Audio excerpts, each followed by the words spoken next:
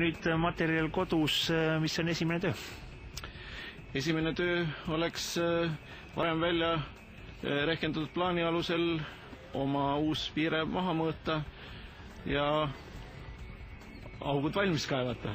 Aukude vahe on orienteeruvalt 2,5 kuni 3 meetrit ja soovitame ühe sirge osas teha postid ühtlase sammuga, nii et ta iseenesest jääks siis sinna piiridesse. Ja auku kaevamisel oleks oluline, et posti vundament ulatuks külmumispiirini. Eesti tingimustes oleks optimaalne 70 kuni 100 sentimeetrit. Kui suur see auk peaks olema? Kas ei kõlba sellest, et lööme lihtsalt posti maasse ja kogu lugu? Piisav betoonpadi sinna ümber, sellest ei teki, sellepärast soovitame auku läbimõõduga 30 sentimeetrit.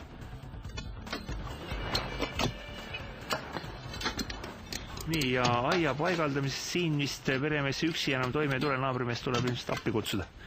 On võimalik ka üksi teha, aga kahekesi on seda tööd kindlasti palju hõlpsam ja tulemuslikum teha. See post ei ole päris tavalise ümmarguse ristlõikega, milleks selle posti selline kuju? Posti spetsiaalne kuju lisab postile mitmeid häid omadusi.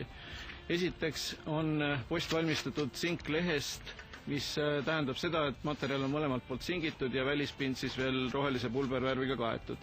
Teiseks on selline spetsiaalprofiil lisab postile jäikust.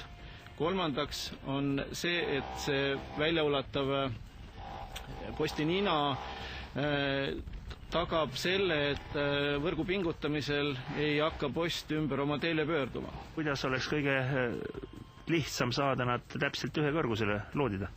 Mõõtu kõrguse suhtes peaks olema paigaldatud nurgapostid ja nendest johtuvalt siis saab ülejäänud vahe ehk reapostid juba vajalikule kõrgusele rihtida. Millega võrk kinnitatakse postide külge? Postide külge kinnitatakse võrk spetsiaalsete roostevabast terasest 3 mm paksusega kinnitusklambrite abil. Ja klambrite tihedus peaks olema niimoodi, et nurgapostidel iga 10 cm tagant, reapostidel iga 20 cm tagant. Aga seda aiavõrku niimoodi täiesti trimmi pingutada, minu meelest see on praktiliselt võimatu.